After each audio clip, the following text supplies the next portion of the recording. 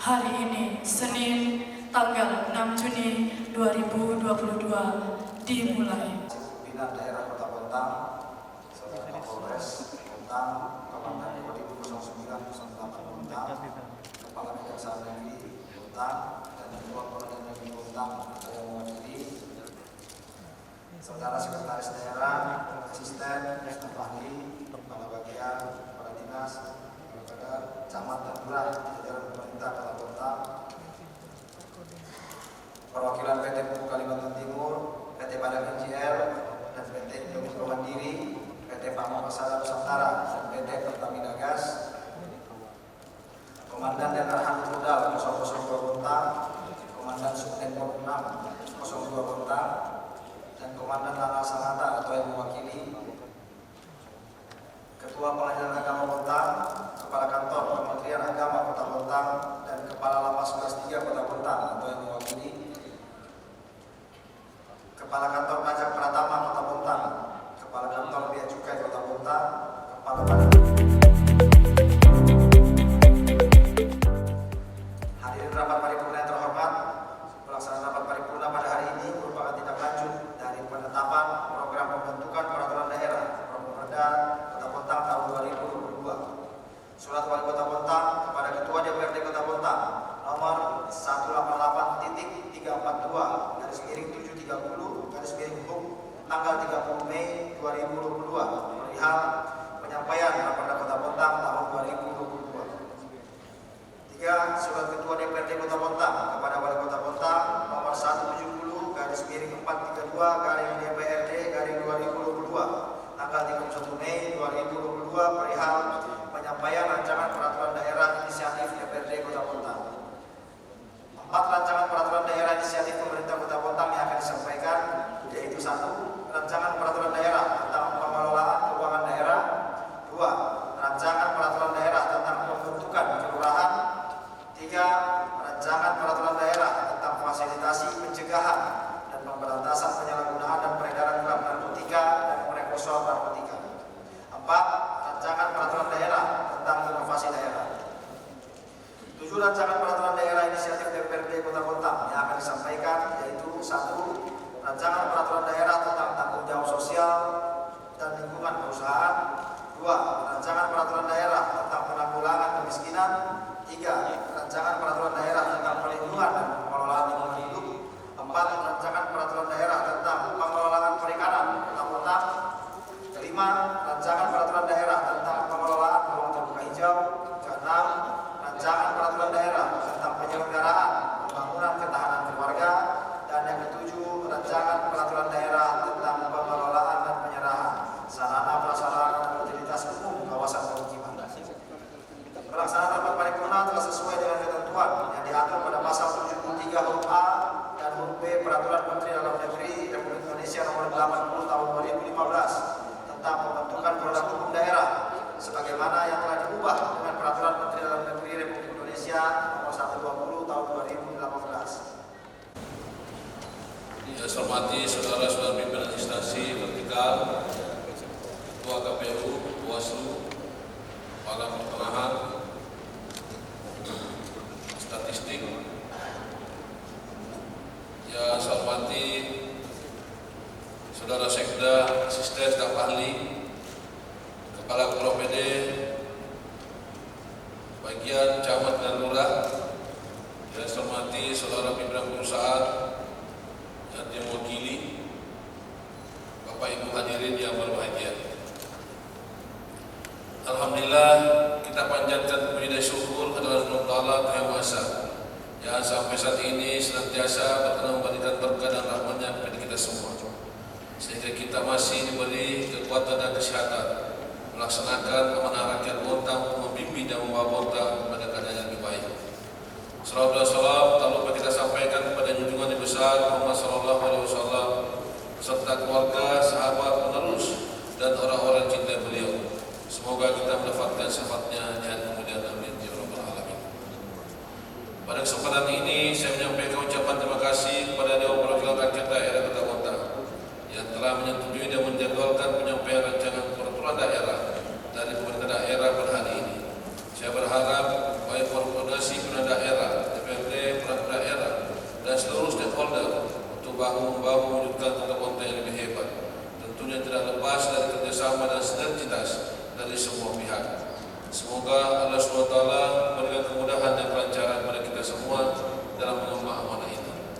Saudara Ketua, Wakil Ketua dan seluruh anggota DPRD dan undangan yang saya hormati. Pada rapat paripurna ke-7 masa sidang ketiga DPRD Kota Bontang tahun 2022 dalam rangka penyampaian pelaksanaan Raperda Kota Bontang yang berasal dari pemerintah daerah mengajukan 4 Raperda yang telah dimuat dalam program pembentukan peraturan daerah tahun 2022 sebagai berikut. 1. Raperda tentang pengelolaan keuangan daerah.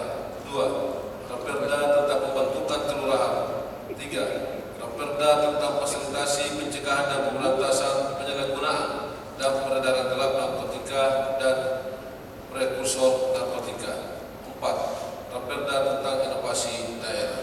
Hadirin undangan yang berbahagia, selanjutnya izinkan saya menyampaikan pokok-pokok pikiran yang terkandung dalam 4 Raperda yang telah saya sebutkan tadi. Untuk yang pertama akan saya sampaikan pokok pikiran yang terkandung dalam Raperda tentang pengelolaan keuangan daerah. Pemerintah Kota Bontang telah memiliki Peraturan Daerah Nomor 7 Tahun 2007 tentang pokok-pokok pengelolaan keuangan, sebagaimana telah diubah dengan Peraturan Daerah Nomor 4 Tahun 2013 tentang perubahan atas Peraturan Daerah Kota Bontang Nomor 7 Tahun 2007 tentang pokok-pokok pengelolaan keuangan. Namun perlu dilakukan penyesuaian dan ketentuan peraturan perundangan saat ini serta perintah untuk menetapkan perda meliputi: A. Pasal 100 Peraturan Pemerintah Nomor 12 Tahun 2019 tentang pengelolaan keuangan daerah mengamanahkan bahwa cara penyusunan rancangan kerja dan anggaran sektor kerja perangkat daerah diatur dalam Peraturan Daerah tentang pengelolaan keuangan daerah. B. Pasal 3 Peraturan Menteri Dalam Negeri Nomor 77 Tahun 2020 tentang pedoman teknis pengelolaan keuangan daerah mengamanahkan bahwa perda yang mengatur mengenai pengelolaan keuangan daerah ditetapkan paling lama tahun 2022. Pengelolaan keuangan daerah merupakan keseluruhan kegiatan yang meliputi perencanaan, penganggaran, pelaksanaan, penatausahaan, pelaporan, pertanggungjawaban, dan pengawasan keuangan daerah. Pengelolaan keuangan daerah merupakan bagian yang tak terpisahkan dari penyelenggaraan urusan pemerintahan yang menjadi kewenangan daerah yang dilakukan secara tertib, taat pada ketentuan peraturan perundang-undangan, efisien, ekonomis, efektif, transparan, dan bertanggung jawab dengan memperhatikan rasa keadilan, kepatutan, dan manfaat untuk masyarakat. Pengelolaan keuangan daerah diwujudkan dalam anggaran pendapatan dan belanja daerah, di mana anggaran pendapatan dan belanja daerah merupakan dasar bagi pemerintah daerah untuk melakukan penerimaan dan pengelolaan daerah. Berdasarkan ketentuan Pasal 2 Peraturan Pemerintah Nomor 12 Tahun 2011 tentang pengelolaan keuangan daerah menyebutkan bahwa keuangan daerah meliputi: A. Hak daerah untuk pajak daerah dan retribusi daerah serta melakukan pinjaman. B. Kewajiban daerah untuk menyelenggarakan urusan pemerintahan daerah dan membayar tagihan pihak ketiga. C. Penerimaan daerah. 4. Pengelolaan daerah. E. Kekayaan daerah yang dikelola sendiri atau pihak lain berupa uang, surat berharga, piutang, barang, serta hak lain yang dapat dinilai dengan uang, termasuk kekayaan daerah yang dipisahkan, dan atau F. Kekayaan pihak lain yang dikuasai oleh pemerintah daerah dalam rangka penyelenggaraan tugas pemerintahan daerah dan atau kepentingan umum. Selanjutnya, berdasarkan Undang-Undang Nomor 23 Tahun 2014 tentang pemerintahan daerah, pemerintah daerah diberikan arahan penyempurnaan peraturan untuk menjaga 3 pilar tata pengelolaan keuangan daerah yang baik, yaitu transparansi, akuntabilitas, dan partisipatif.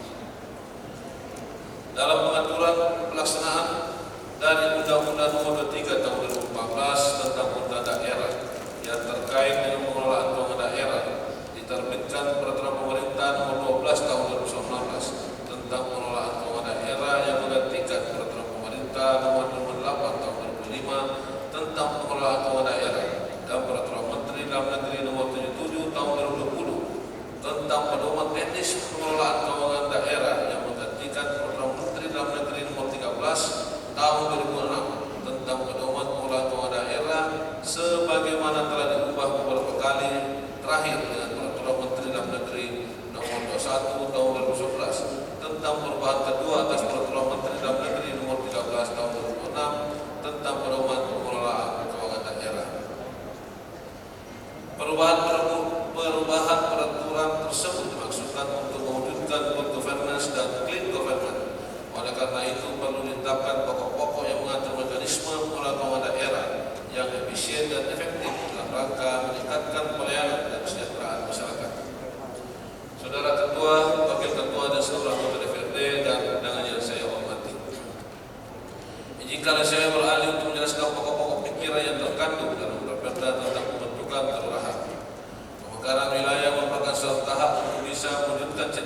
masyarakat, yang mana dalam pemekaran diorientasikan lebih meningkatkan sejahtera masyarakat, baik tinjau dari segi pendapatan, pemerataan dan kemandirian.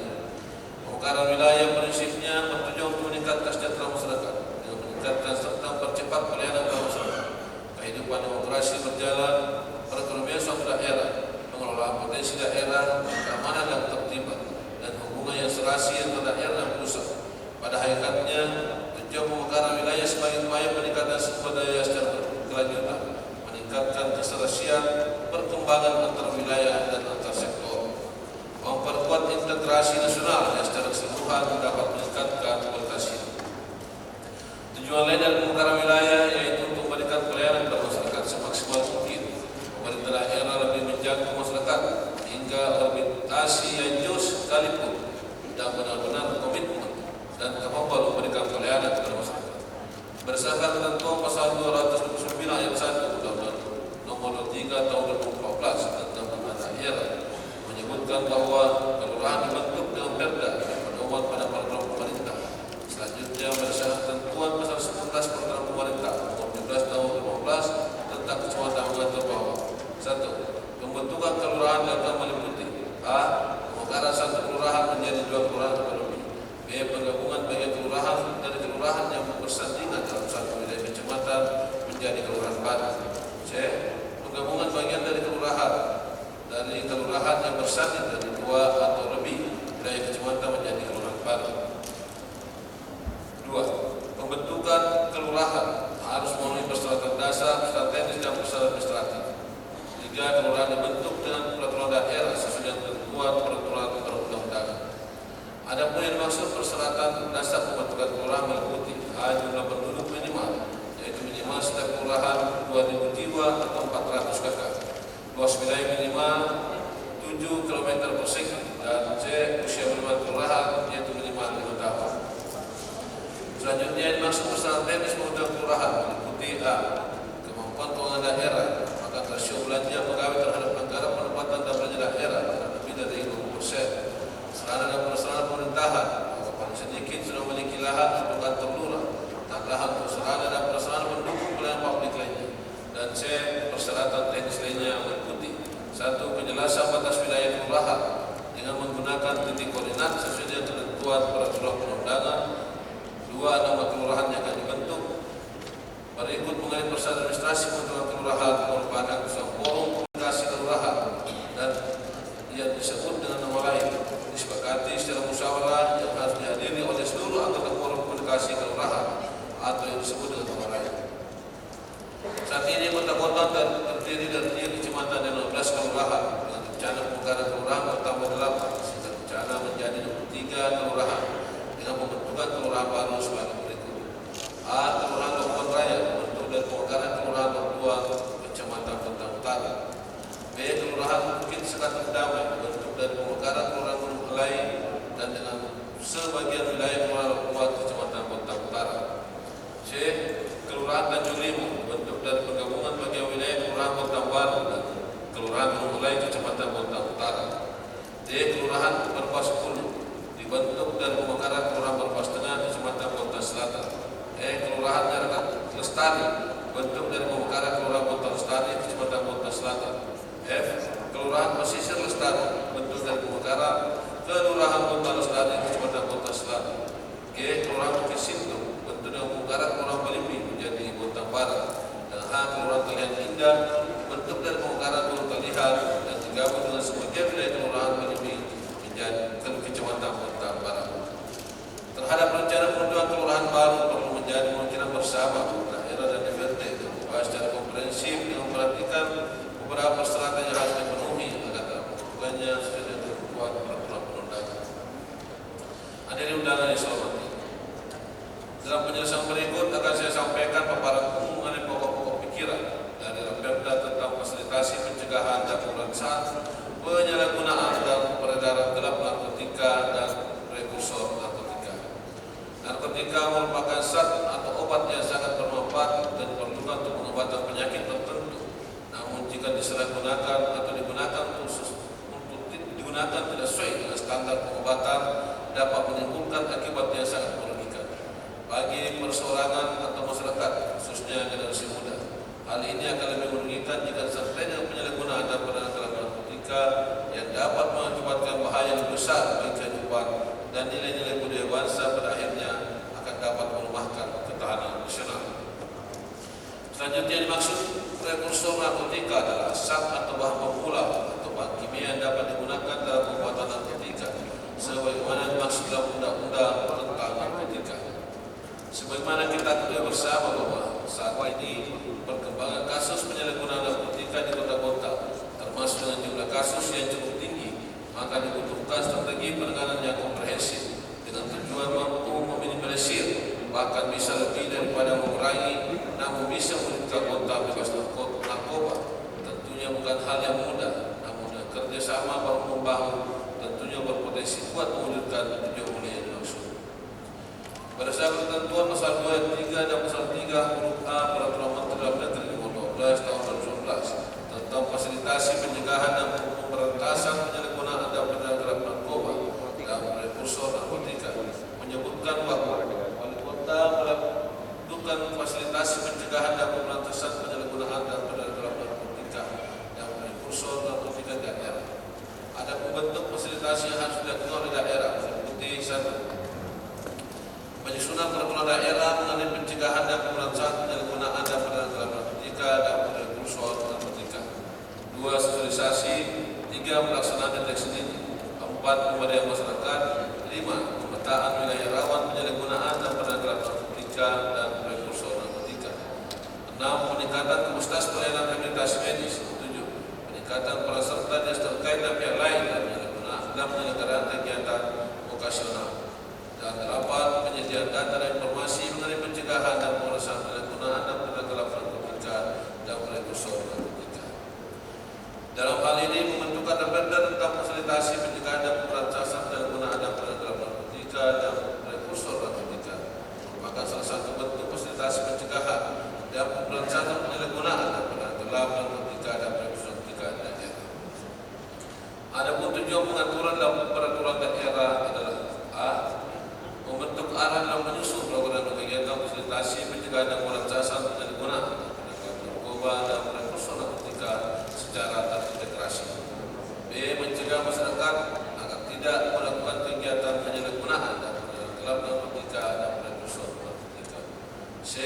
Memberikan perlindungan dan kepastian hukum bagi pecandu dan korban penyalahgunaan narkotika dan prekursor narkotika untuk mendapatkan pelayanan rehabilitasi medis dan rehabilitasi sosial. D. Melindungi masyarakat dari bahaya penyalahgunaan dan peredaran narkotika dan prekursor narkotika. E. Mendorong peran serta masyarakat dalam upaya pencegahan dan pemberantasan penyalahgunaan dan peredaran narkotika dan prekursor narkotika di daerah. Dan F. Mendorong peningkatan kualitas pelayanan rehabilitasi medis dan rehabilitasi sosial terhadap pecandu dan korban penyalahgunaan narkotika dan prekursor narkotika di daerah. Anggota melaksanakan fasilitas pencegahan dan pemberantasan penyalahgunaan dan peredaran narkotika dan prekursor narkotika yang dilaksanakan oleh perangkat daerah dan diusulkan oleh perangkat daerah yang membidani kesatuan bangsa dan negara. Dalam rangka meningkatkan pelaksanaan fasilitas pencegahan dan pemberantasan penyalahgunaan dan peredaran narkotika dan prekursor narkotika dengan terpadu pencegahan dan pemberantasan penyalahgunaan dan peredaran narkotika dan prekursor narkotika daerah dan kecamatan dan pusat wali kota. Pelaksanaan fasilitasi pencegahan penyalahgunaan dan peredaran narkotika dan prekursor narkotika di kecamatan dilaksanakan oleh camat dan pelaksanaan fasilitas pencegahan penyalahgunaan dan peredaran narkotika dan narkotika di kelurahan dilaksanakan oleh lurah. Terkait penyalahgunaan pencegahan dan pemeriksaan penyalahgunaan dan peredaran narkotika dan prekursor narkotika merupakan tanggung jawab berbagai pihak sesuai dengan tugas dan fungsi. Namun diharapkan bukan hanya organisasi yang umum, namun minim eksekusi dalam organisasi ramping dan optimal dalam bekerja. Saudara Ketua, para Wakil Ketua, dan seluruh anggota DPRD dan undangan yang saya hormati. Untuk selanjutnya, izinkan saya menjelaskan pokok-pokok pikiran yang terkandung dalam Perda tentang inovasi daerah. Inovasi daerah pada hakikatnya ditujukan untuk mendukung peningkatan kinerja pemerintah daerah dan pelayanan publik secara optimal dalam rangka mewujudkan kesejahteraan masyarakat. Sasaran inovasi daerah diarahkan untuk mempercepat terwujudnya kesejahteraan masyarakat melalui peningkatan pelayanan publik, kebudayaan dan masyarakat dan peningkatan Sejalan dengan hal tersebut, usulan inovasi daerah tentunya tidak dibatasi dengan perasaan dan daerah, melainkan juga kesempatan yang seluruh-luruhnya bagi masyarakat untuk mengusulkan inovasi daerah. Inovasi daerah di satu sisi merupakan peluang bagi daerah untuk berkreativitas dan berkarya melahirkan ide dan gagasan dalam rangka menciptakan terobosan baru untuk peningkatan kinerja daerah. Dalam rangka mendorong tumbuh kembangnya inovasi dan sebagai wujud pelaksanaan pasal 346 Undang-Undang Nomor 3 Tahun 2014 tentang pemerintahan daerah dikuatkan dengan sebuah regulasi yang akan memastikan berkembangnya dan berlanjutannya sebuah inovasi di Kota Bogor. Hal ini sejalan dengan amanah pasal 34 ayat 1 Undang-Undang Nomor 11 Tahun 2011 tentang Sistem Nasional Ilmu Pengetahuan dan Teknologi. Pemerintah pusat dan pemerintah daerah wajib mengembangkan invensi dan inovasi. Selain inovasi di pemerintah daerah juga perlu diatur pengembangan inovasi yang diinisiasi oleh masyarakat dan secara langsung maupun tidak langsung berkontribusi terhadap peningkatan daya saing ekonomi. Kiprah pemerintah Kota Bogor dalam ajang inovatif Government Award juga tidak diragukan. Sudah berkali mendapatkan penghargaan, namun jangan cukup puas dengan pencapaian yang tadi didapat selama ini. Harus tetap digali melahirkan ide dan gagasan baru yang dapat diteruskan dalam lomba inovasi tingkat nasional sebelumnya. Semangat berkarya menjadi bagian abdi negara yang berkualitas, memberikan sumbangsi pemikiran untuk mensejahterakan masyarakat Kota Bogor pada khususnya. Saudara Ketua, Wakil Ketua dan anggota DPRD dan undangan yang saya hormati. Demikian sambutan yang dapat saya sampaikan pada sidang paripurna penyampaian raperda ini. Saya berharap 4 raperda ini sudah dilakukan pembahasan antara DPRD dan tim pembahas dari pemerintah daerah sehingga diharapkan dapat segera direalisasikan pelaksanaan. Akhirnya dengan menjadikan puji dan syukur kepada Allah SWT karena kita mau menunjuk dan mengajak dan kita senantiasa diberi kemampuan dan kemarahan yang batin dalam mengembang amanah rakyat melaksanakan tugas dan peran rakyat di Kota Bogor. Sekian dan terima kasih. Wabillahi taufiq wal hidayah. Wassalamualaikum warahmatullahi wabarakatuh.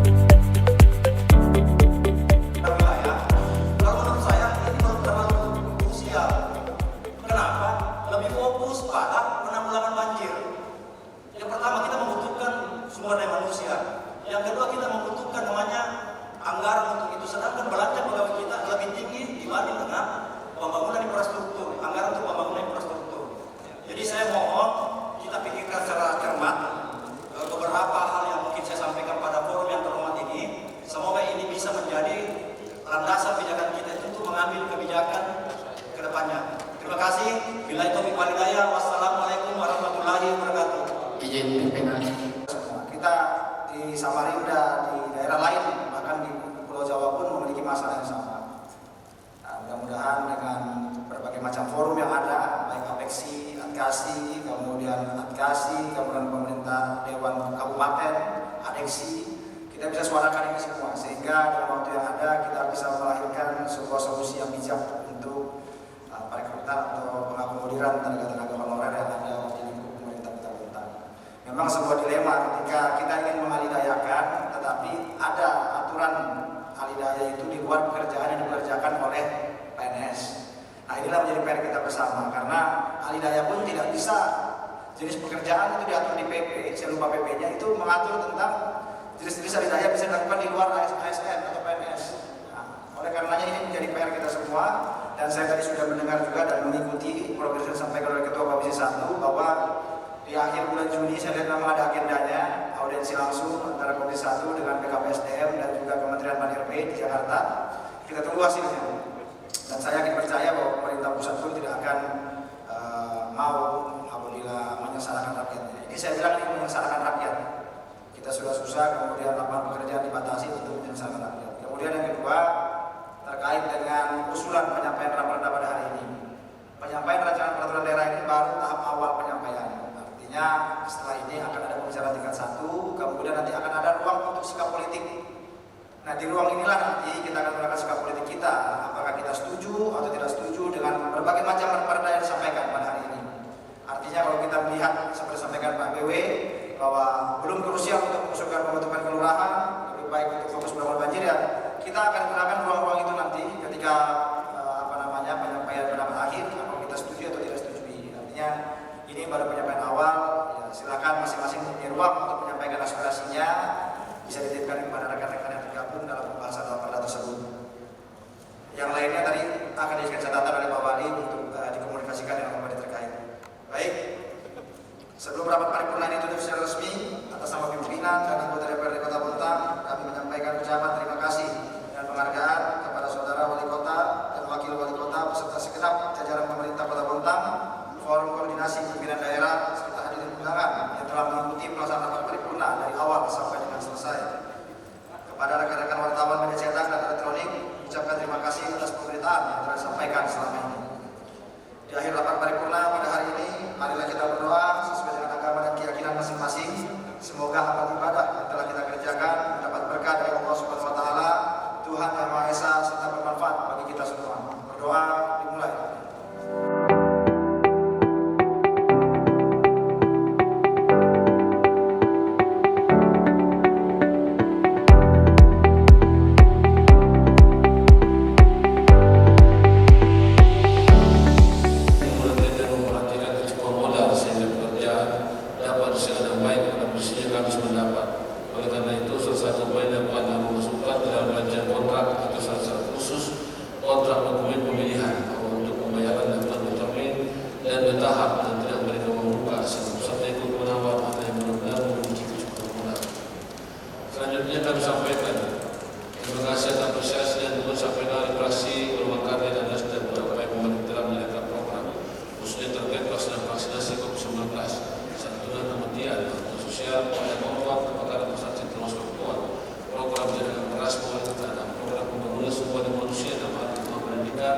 serta penanganan dampak sosial akibat pandemi COVID-19.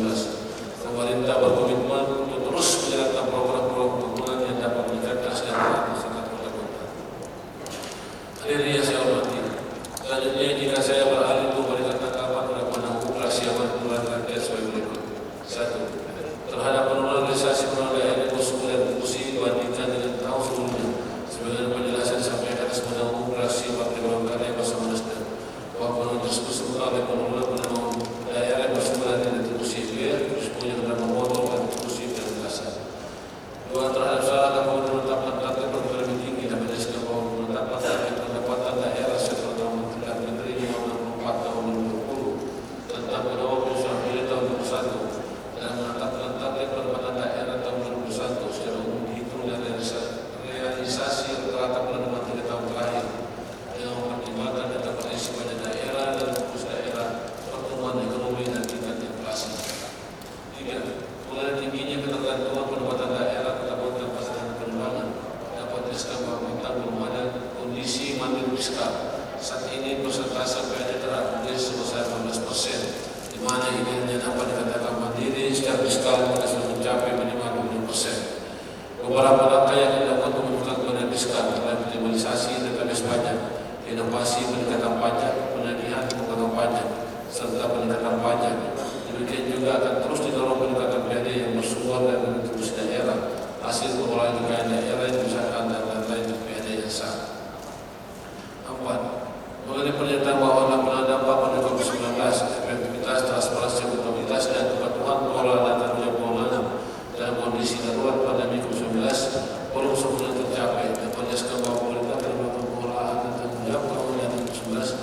secara maksimal dengan menyampaikan laporan realisasi dalam melalui portal Kementerian Keuangan dan Kementerian Dalam Negeri setiap minggu.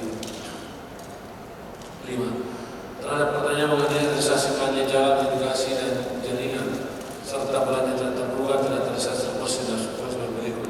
A. Belanja jalan, irigasi dan jaringan tidak terrealisasi secara maksimal dikarenakan adanya kendala pada proses penambahan jasa atau alias sekitar kegiatan dan tercapai. B. Belanja tidak terduga merupakan pengeluaran anggaran atas beban apbd untuk keperluan darurat termasuk keperluan mendesak yang tidak dapat diprediksi sebelumnya. Belanja tidak terduga atau anggaran 2021 yang terkait secara memadai yang mempertimbangkan kemungkinan adanya kebutuhan yang terkait sifatnya tidak dapat diprediksi sebelumnya. Di luar kendali pemerintah daerah, pengeluaran daerah lainnya yang apabila ditunda akan menimbulkan kerugian di usaha pemerintah daerah dan atau masyarakat serta amanat peraturan perundangan.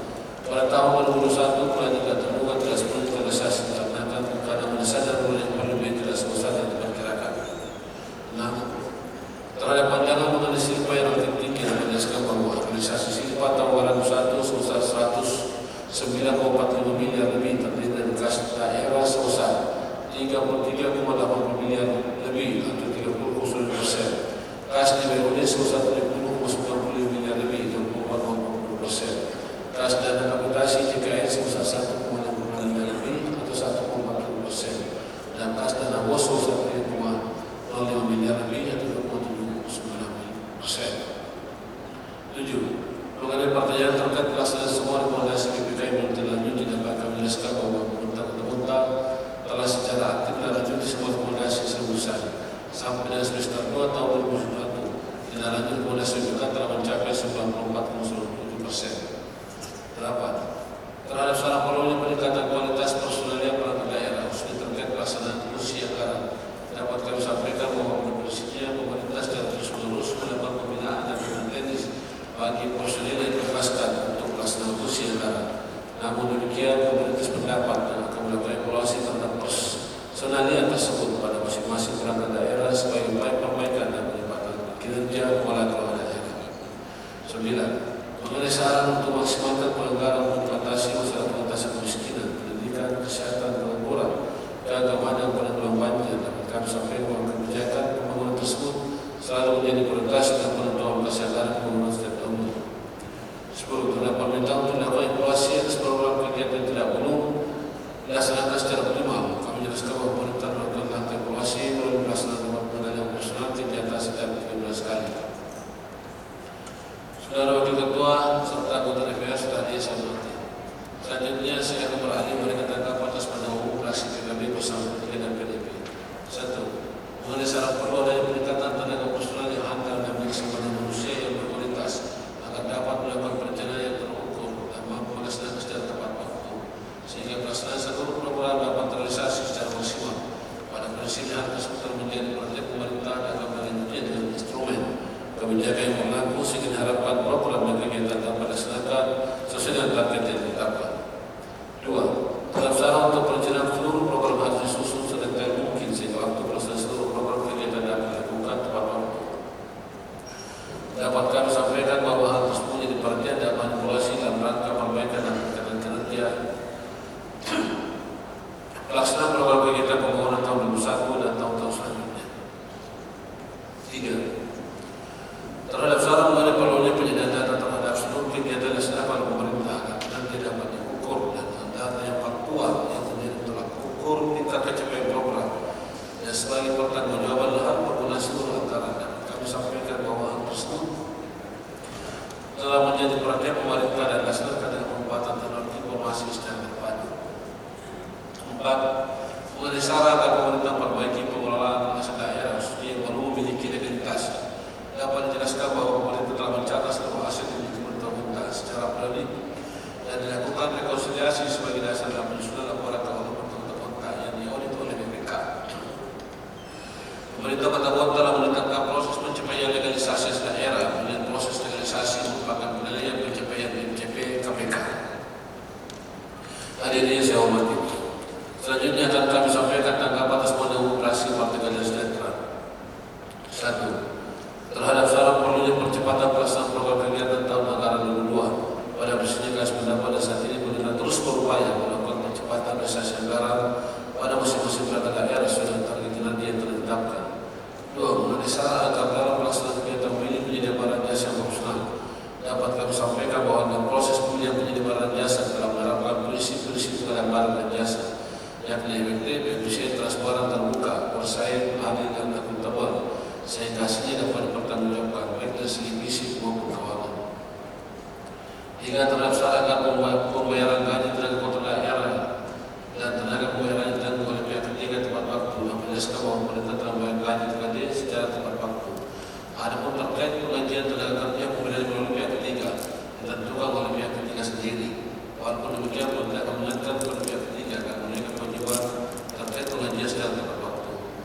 4. Terhadap syarat agar ASN yang terbukti dan sah menggunakan dan menerapkan narkotika dikenakan sanksi kami berpendapat kepada anggota telah memberikan sanksi berupa pemberhentian dari jabatan dan pemberhentian sementara terhadap ASN yang terlibat narkotika. 5. Mengenai syarat agar pemerintah menambah peralatan pendukung setiap kecamatan 1 unit ekskavator ini untuk pengerjaan normalisasi sungai di Kota Bontang. Dapat disampaikan bahwa pemerintah kota akan pertimbangkan surat yang disampaikan dan tetap memperhatikan kemampuan pengelola daerah. 6. Terhadap syarat perlunya penambahan tempat pembuangan sampah rumah tangga terutama di jalan utama Kota Bontang. Dapat menjelaskan bahwa konsep penambahan sampah rencana saat ini diterapkan akan ditarik seluruhnya secara bertahap dan selanjutnya akan dibuatkan tempat pembuatan sampah terpadu di dalam gang atau di jalan yang lahannya dimiliki pemerintah Kota Bontang. Pengelolaan TPST tersebut selanjutnya akan memaksimalkan bahan sampah sehingga dapat meningkatkan pendapatan kelompok usaha masyarakat bahan sampah. 7. Mengenai syarat perlunya kebijakan Kota Bontang terkait sebuah bangunan gedung sebuah dan berlakunya undang-undang cipta kerja dapat disampaikan bahwa pemerintah melalui Dinas Pekerjaan Umum dan Pemerintahan Kota akan selalu melaksanakan kegiatan sosialisasi meningkatkan pemahaman masyarakat mengenai mekanisme pengurusan PPG. Perlu sampai bahwa sampai saat ini terdapat pengajuan izin sebanyak 79 pemohon dan setelah dilakukan pemeriksaan berkas hanya 13 yang memenuhi persyaratan dan 16 sudah terbit PPG. 8. Mengenai syarat agar pemerintah mengendalikan debit air sungai yang masuk melalui sungai di kilometer 5 agar tidak mengalir ke sungai Kota Bontang.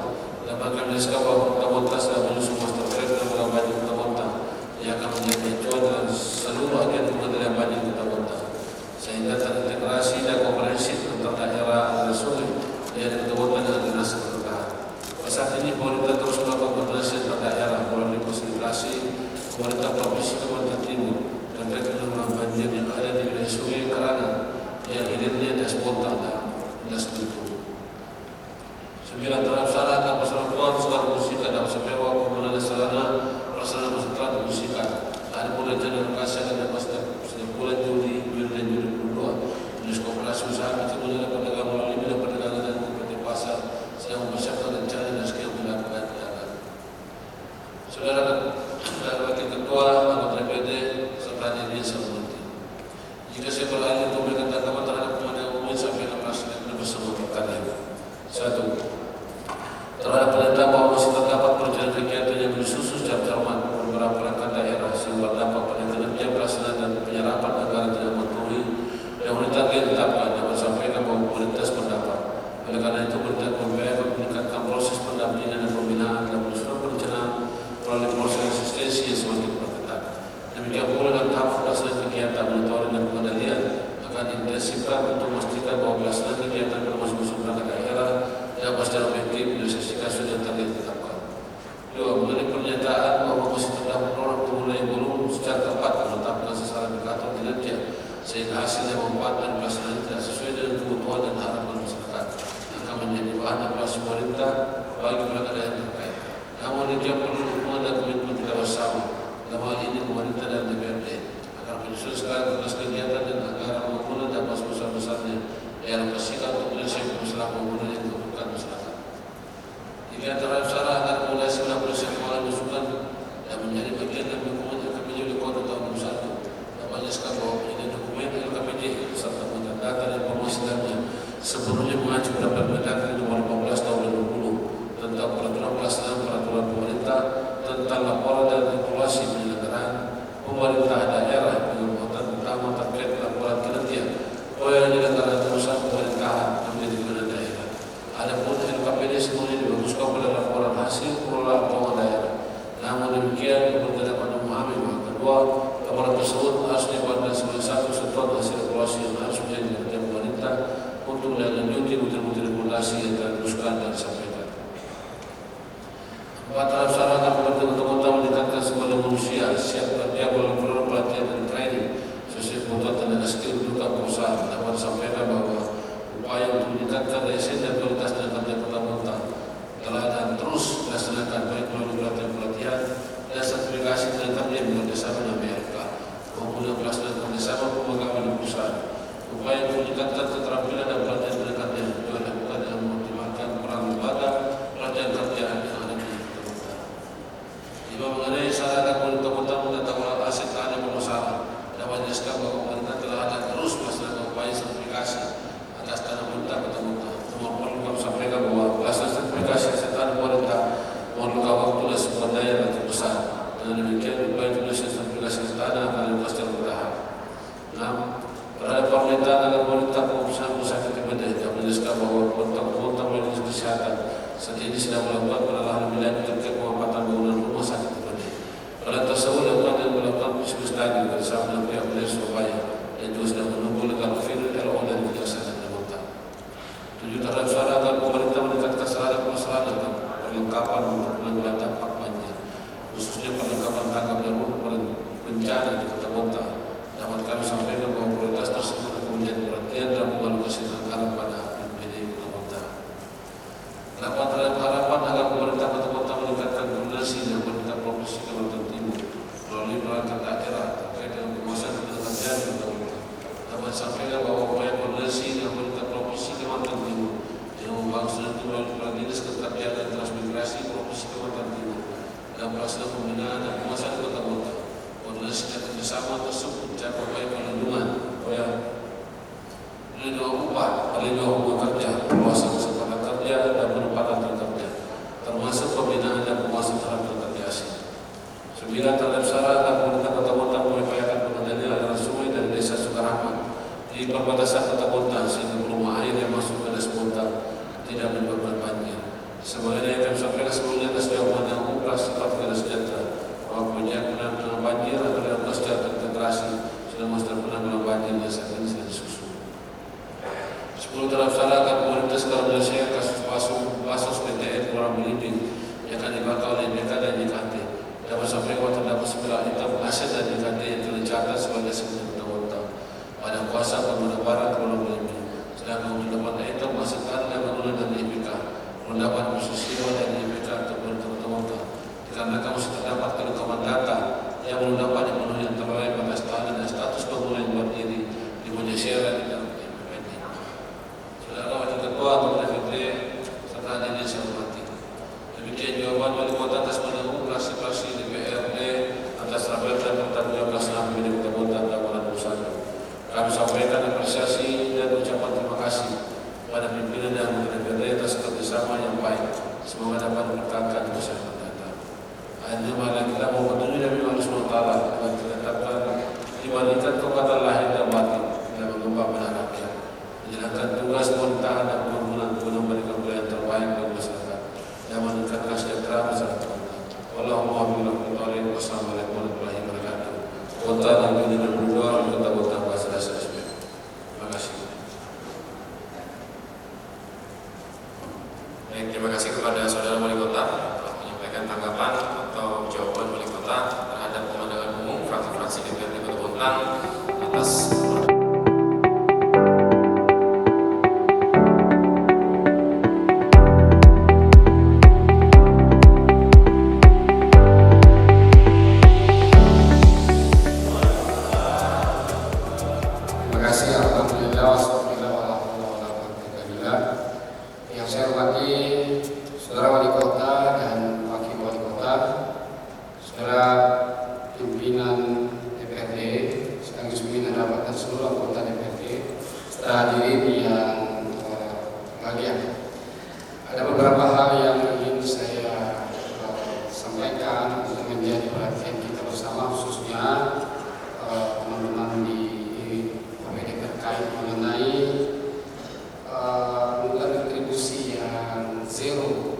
sampai saat ini, di mana disebutkan bahwa salah satu yang menjadi turunnya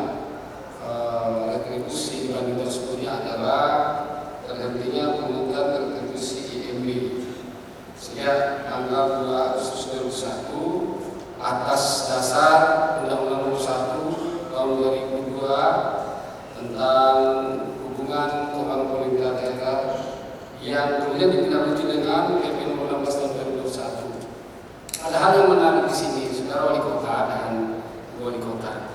Tadi disebutkan bahwa Kementerian Fiskal kita hanya belum mencapai kata mandiri karena persentasenya baru 15. Untuk idealnya mencapai di atas 25%. Hal ini tidak akan pernah terwujud ketika kemudian PAD kita juga tidak meningkat. Karena ukuran kemandirian fiskal itu dilihat dari pendapatan asli daerah. Seberapa besar kemampuan daerah membelanjakan proyek-proyeknya dari sumbernya bukan dari DBH tapi dari PAD. Baru itu bisa kategori namanya mandiri secara fiskal. Sepanjang itu kita tidak akan pernah mencapai yang namanya kemandirian fiskal. Ada hal yang menarik secara wali kota. Sampai saat ini saya belum melihat bahkan informasi dari bagian hukum, bagian perizinan PTSP belum berani menarik retribusi IMB. Padahal surat edaran bersama Menteri Dalam Negeri, Menteri Keuangan, Menteri PUPR dan Menteri Investasi Kepala Kepala BKPM itu telah mengeluarkan surat edaran bersama untuk kepada seluruh daerah yang belum memiliki perda PBG prosedur pengunjung boleh menarik retribusi IMB dalam nomenklatur PBG. Artinya dia boleh menarik dengan menggunakan surat edaran. Pertanyaannya apakah kita akan terus kemudian menunggu perda PBG baru memungut? Saya kira 15% fiskal kemandirian tidak akan kita bisa capai kalau OPD kita tidak berani memungut yang namanya retribusi IMB melalui berdasarkan edaran 4 menteri. Jadi edaran 4 menteri itu diberikan waktu 2 tahun sampai 5 Januari 2024 boleh memungut bagi daerah yang belum memiliki perda PBG. Nah, tolong ini PUPR yang ada di sini ini juga dikencani untuk kemudian kita diserahkan kepada bagian hukum untuk dibahas bersama DPRD. Tetapi sepanjang itu belum ada, maka kita menggunakan edaran 4 menteri untuk memungut IMB. Bagaimana perhitungannya? Menggunakan SIM BG. Menggunakan SIM BG. Nomenklaturnya tetap PBG, tapi pungutannya IMB, retribusi IMB. Tolong itu bagian perizinan kalau ada di sini untuk lebih mempelajari itu. Jangan karena tidak ada perda lantas yang memungut. Kita sudah diberikan alas hak atau dasar untuk memungut itu. Sekali lagi surat edaran bersama Menteri Dalam Negeri, Menteri Keuangan, Menteri PUPR dan Menteri Investasi Kepala BKPM. Saya kira itu saran saya Pak Wali Kota agar memerintahkan kepada PTSP untuk tetap menarik IMB. Dasarnya jelas sekali supaya kita tidak kosong atau tidak nihil, tidak zero dalam perolehan IMB tetap persetujuan bangunan. Karena persetujuan bangunan saya lihat tadi sudah ada sebanyak 13 yang memenuhi persyaratan, 2 berkas sudah terbit. Artinya dari 13 ini kalau tidak dipungut berapa kita kehilangan retribusi? 2 berkas ini dari PBG tapi 0 daripada retribusinya. Saya kira itu dari saya. Terima kasih. Assalamualaikum warahmatullahi wabarakatuh. Assalamualaikum Ibu Wakil Wali Kota, Pak Wakil Ketua, hampir dan terbalik Ibu Wakil Ketua, Pak Wakil Kota. Yang pertama, sahabat saya, teman seperjuangan saya, Pak Ali Salam, rekan saya. Ini baru saya tahu ada surat edaran. Sebenarnya Bu Seda mohon jadi perhatian ke Pak Buku, Pak Asisten, PUPR dan PTSP untuk segera merapatkan, karena memang ini menjadi kerugian bagi kita kalau ini tidak bisa kita ambil. Dan ini sangat berpotensi besar dalam rangka mandiri fiskal untuk kota-kota, untuk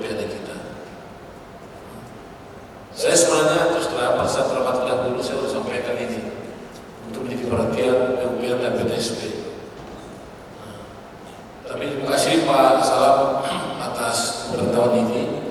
Saya kira teman-teman harus segera menyelesaikan ini. Karena ini menyangkut masalah PD kita dan kemajuan fiskal kita. Yang kedua,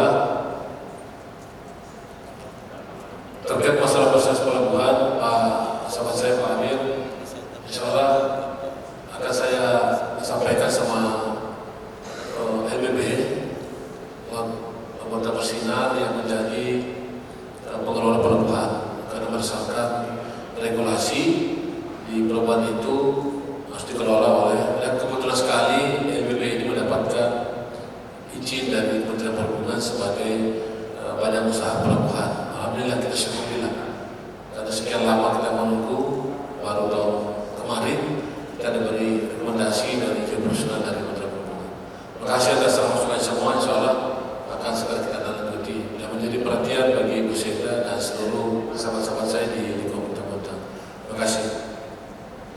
Baik, terima kasih Pak Wali. Jawabannya kita dalami terkait retribusi IMB ini, begitu ya Pak Haji Salam. Mungkin saya lanjut sebelum rapat kerja ini ditutup secara resmi. Kami atas nama pimpinan dan anggota DPRD Kota Bontang menyampaikan ucapan terima kasih kepada saudara Wali Kota, Wakil Wali Kota, beserta segenap